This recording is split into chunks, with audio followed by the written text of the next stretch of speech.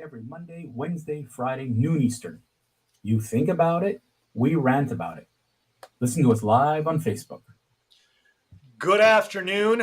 Welcome to our Wednesday broadcast, where we are very fortunate to have Hanna. She's Director of Security Programs at the Foreign Policy Council at a not-for-profit think tank called Ukrainian Prism. She is actually in the center of town in Odessa. Odessa is one of those seafront major cities that the Russian military isn't that far away. And I guess, we thank you, Hanna, for joining us. And this is, again, an open, very loose dialogue. Feel free to jump in, say something you want to get across, because this will be rebroadcast on 30 streams all over the world. So even though that we're live now, many of us in the United States, it's Eastern time, it's 12 o'clock noon. It's probably way in the middle of the night by you. David, do you want to start off here and ask some questions? I think, Hanna, where we would like to start is tell us about yourself, a little bit more about yourself, and tell us what's going on for real. First of all, thank you for the invitation and thank you for this topic. I understand that from the United States, for some of your listeners, it can sound like something happening in the mid of Europe. But definitely what is happening now, it is the divisive moment for the history, not only of Europe, but of most of the democratic states. About me, I'm Doctor of Political Sciences. I worked for the think tanks dealing with the Parliament and the Ministry of Foreign Affairs and Navy for the last 18 years, probably. Or even more. I am specialist in security and conflict studies, being in many conflict zones around the world, and never thought that the conflict would come to my own land and I would need to decide when the sirens are coming. Should I go to the basement or is it too far that I can stay at my office and to continue the information warfare, trying to explain to the world what is happening in Ukraine. And definitely I've been lucky probably for the last 7 days, as I've been in my hometown in Odessa, the biggest seaport of the country, the maritime gate, and comparing to what my family and friends are experiencing in Kiev and Kharkiv, in Chernigiv, I feel that I'm at the safe place as for now. Even that we have the Russian Navy ships been anchoring not far from the harbor. We have the attempts of the airstrike. Just today during the lunchtime, we had attempts to stroke our airport, and plenty of attempts of the saboteurs to get to Ukraine from the uncontrolled Transnistria, that is the Moldovan region that also been under the Russian control for the last 30 years. So the situation is the real war. The real war is close. It's closer than we can expect, but at the same time, we're learning how to enjoy the small moments when you have 5 minutes to get a cup of coffee or 10 minutes with a good internet to speak with friends or with the people like you, trying to explain what is happening here. Hanna, can I just ask you a question? You talk about internet. There's different internets. Can you explain to me, what do you mean by that?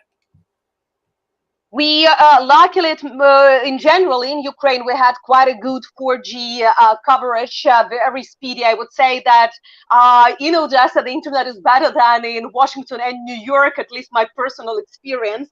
And it's quite frustrated for us when we are traveling to the US because we used to completely different speeds. But at the same time, we are talking about both Wi-Fi and 4G. For the first 6 days, we had a perfect Wi-Fi here in Odessa, at least. It was very good 4G. We talked with all our friends around the country. Since yesterday, some problems started with Wi-Fi. So 4G is working still much better. And let's see how it is continuing. The question is that a lot of shellings that are happening, they're targeting the TV towers and communication towers.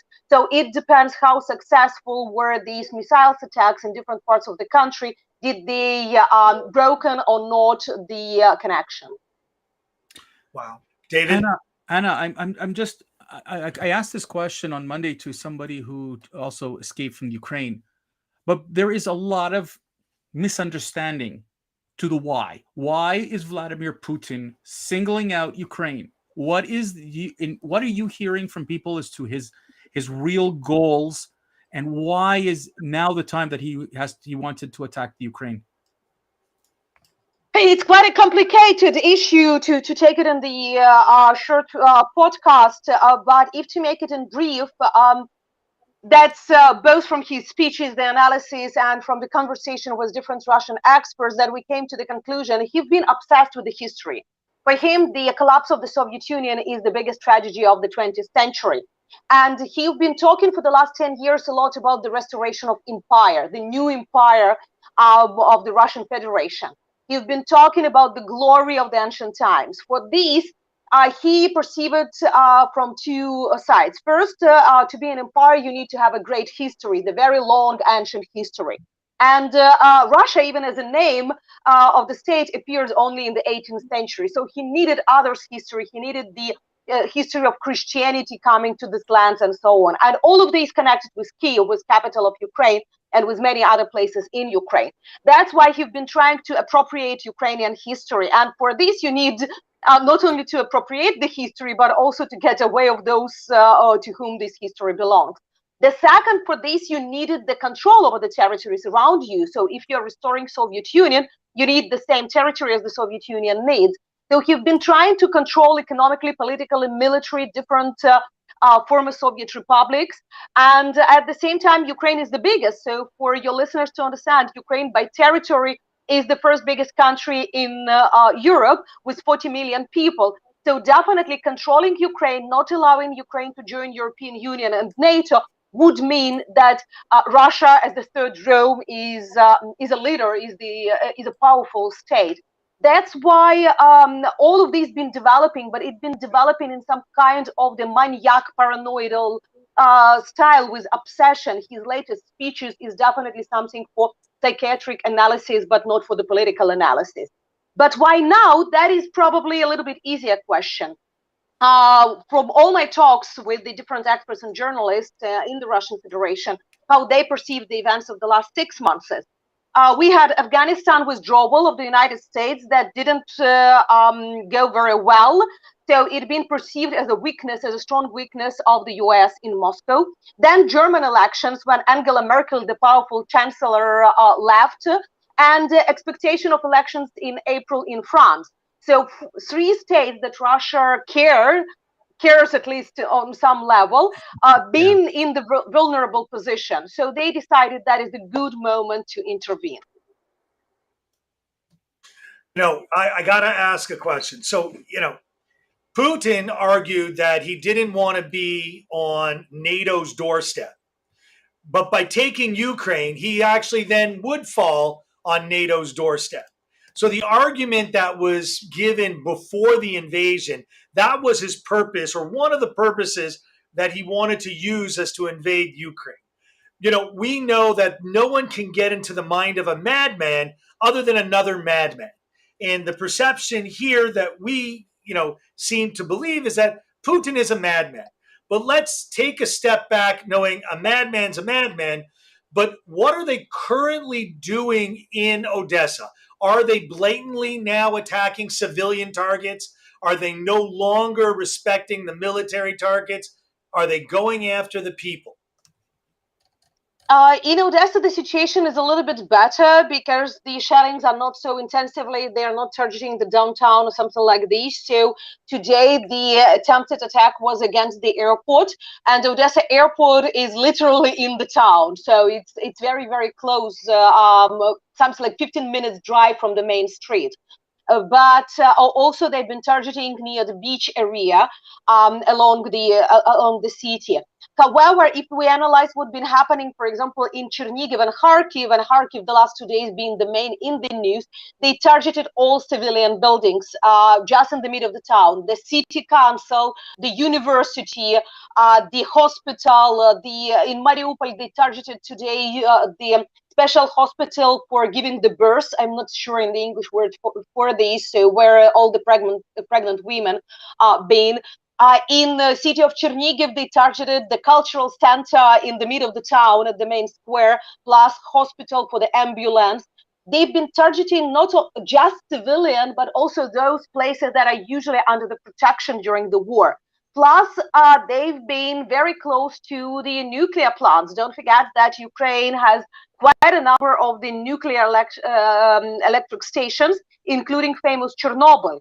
And at the very first day, because Chernobyl is on the border between Ukraine and Belarus, Chernobyl being captured by the Russian forces, and they were not even allowing the change of the shift.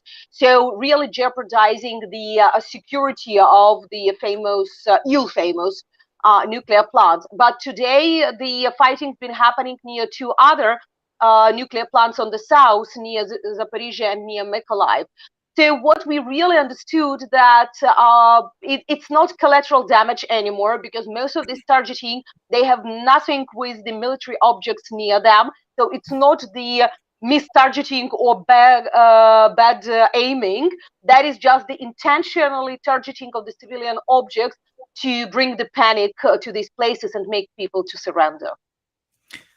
Hanna, it's unbelievable. The UN General Assembly is going to set the vote, and the initial is right now we're looking at about approximately 140 countries who are going to vote in favor of condemning Russia, which includes some states that abstained last time.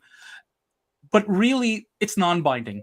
And the feeling in the world is there's no teeth to this. Russia will do whatever Russia wants to do. The president of the United States gave his State of the Union yesterday, where he also barked about what he intended to do and how they will win the war against Russia. Hanna, based on what you're hearing and what you could do, your experience, what can the West, what can the world really do to make sure that Putin stops today?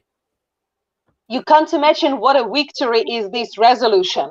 First of all, this resolution is important because that is so-called Uniting for Peace resolution. This mechanism being used only 5 times in the history of the United Nations. It's been introduced in 1950s during the Korean War, and the last time being used in the beginning of the 1980s.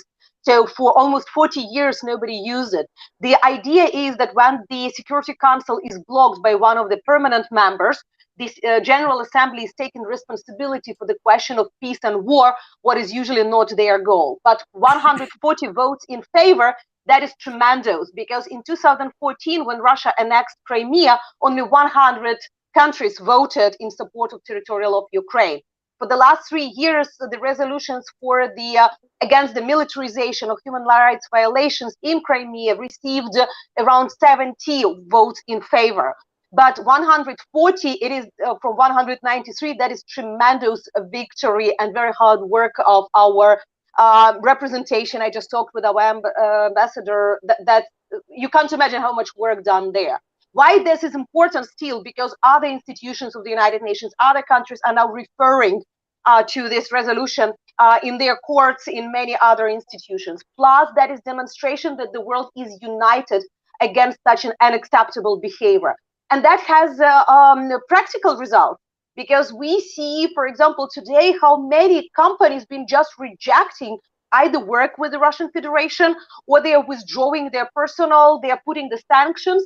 And that is from companies like Disney to the ExxonMobil or to the Shell, from oil companies to entertainment companies of Netflix and Disney, to the banks, to the financial institutions. That is demonstration of the joint attitude, and that's extremely important. Can it change position of Mr. Putin? That's difficult to think, because when person went that far, that's difficult to get back. But Putin is not the whole Russia.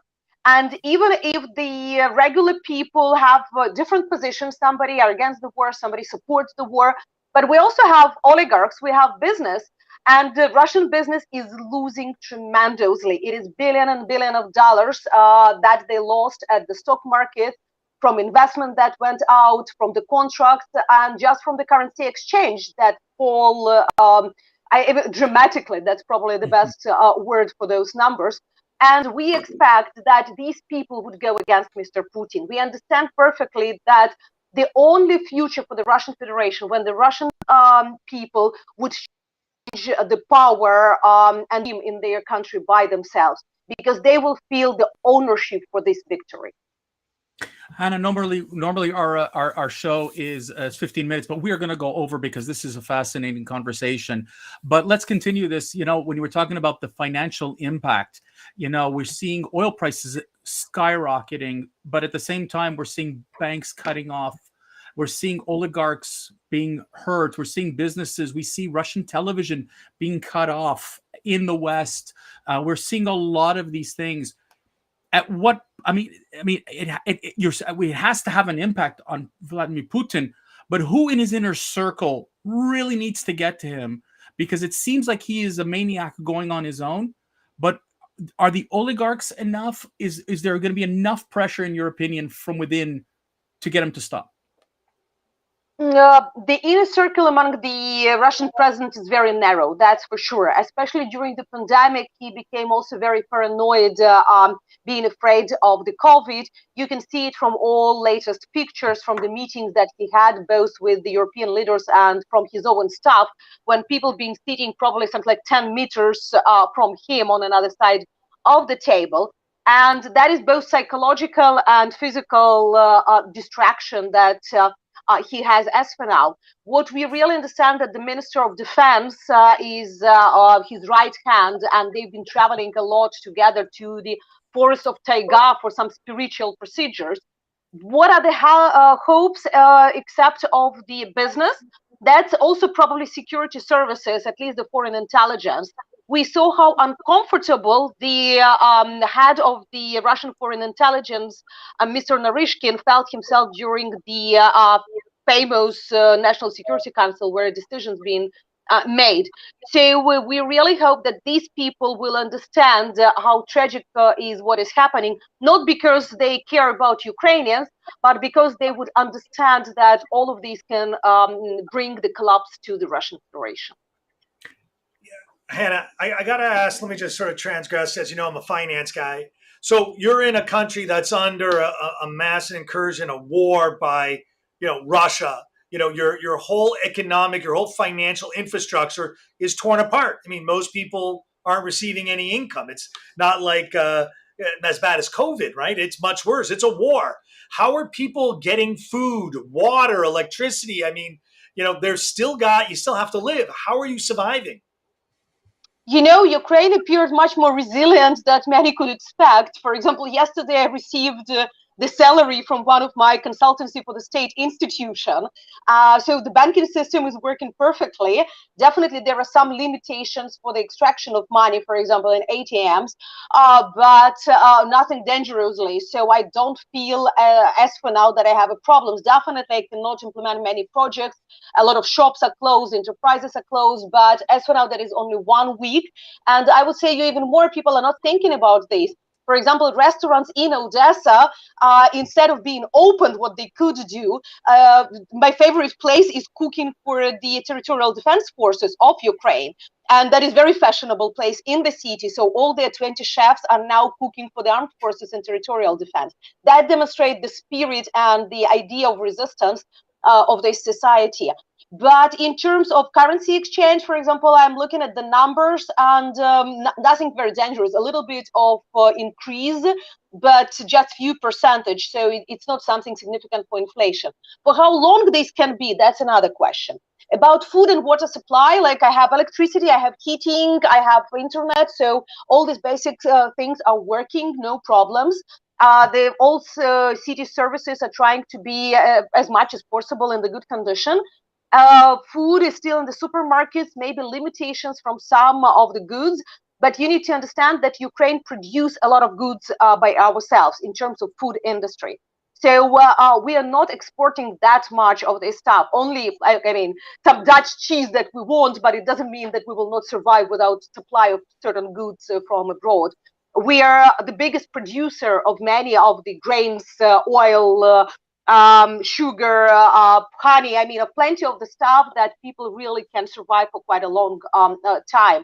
So that's why, as for now, for the day 7, there are only few towns where very heavy fighting been happening that experience the problems. That's why we called for the United Nations and the Red Cross to assist.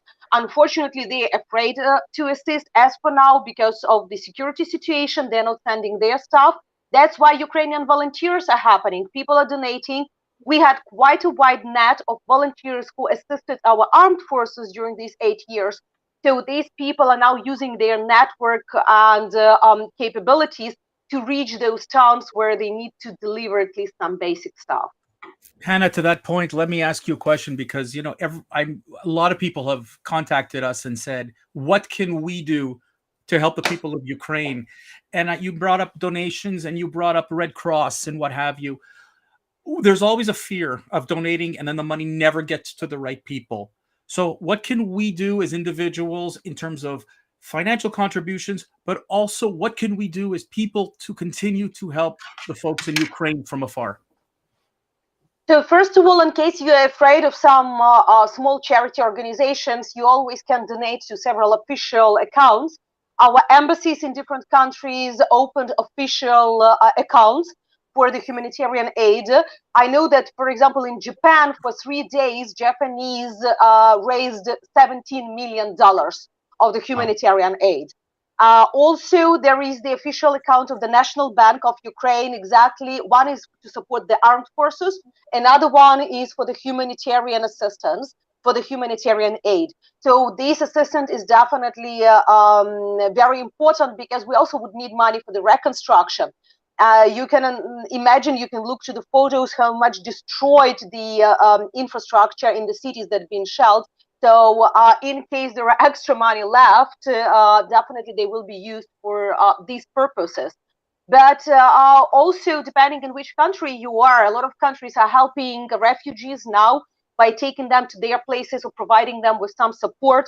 We know that Canada now is deciding about waiving the visas for Ukrainians who need support. So not just for the tourist purposes, but exactly for refugees. The United States can consider some special humanitarian visas for these people, because Poland and Moldova cannot accommodate those hundreds of thousands of refugees that are now at our western borders. But that also can be the support through the trusted international organizations that are providing support. And I would say maybe a very strange thing for you, but that is helping Ukraine. Don't forget to help yourself. Think about information hygiene. Be critical when you read the news. Don't spread the fake news and disinformation. Unfortunately, we saw that quite a number of the social networks, and that's where Russians been very successful. The US know it perfectly after elections and after Black Lives Matter, when they intervened the process with disinformation and fake news. So each citizen can contribute by their role in information security, by cybersecurity, but by not allowing to spread disinformation about what is happening.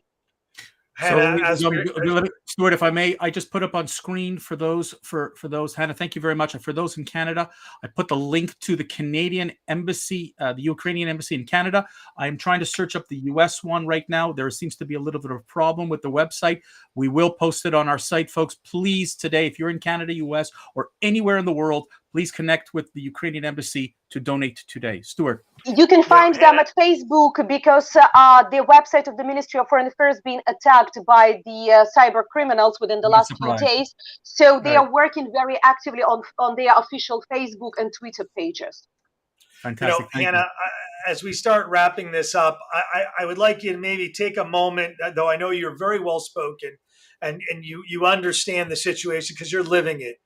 Is there something you'd like to say to everyone outside of the Ukraine-Russia area on what you really, really want people to understand as a closing note? Give you that chance. Freedom and dignity are two main notions for the Ukrainian people. So when you think about these events, don't think about them from the geopolitical point of view. Think about them from the personal point of view. That as for now, Ukraine is fighting for our freedom and for our dignity. Very often, I'm comparing this situation to the home abuse. When your relative sometimes are afraid the scandal to get out, but your abuser is continuing to beat you. So one day you just need to make this decision and to fight for your freedom and for your life.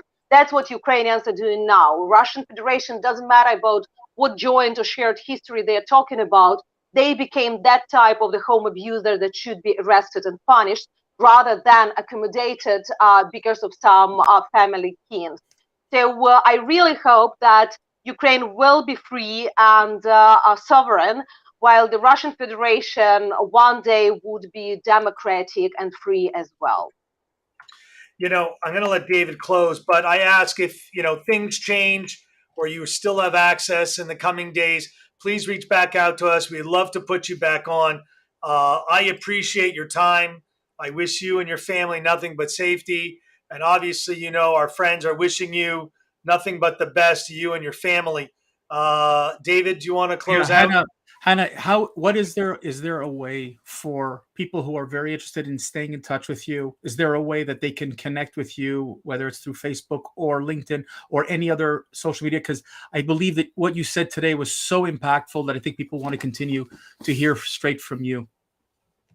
It's difficult to say. Maybe LinkedIn can be a possibility, because honestly, I'm receiving so many requests that I will be just not able to reply everything. So please don't accept it personal or as an ignorance. It's just that in such times you make priorities and you need to concentrate on something. But really follow different Ukrainian websites where we're trying to spread the information, and we will do our best to inform international community timely and trustworthy. Hanna, it is truly appreciated. We wish you well, safety, and hopefully a speedy end to this absolutely senseless conflict. And we look forward to catching up with you when there are no more bullets being fired in the Ukraine. Thank you, Hanna. Stay well and stay safe. Thank you very much. Thank you, everyone. Have yourself, everybody. We wish you well. We look forward to seeing you again on Friday. We look forward to your comments. Thank you again, Hanna. Everyone, take care. And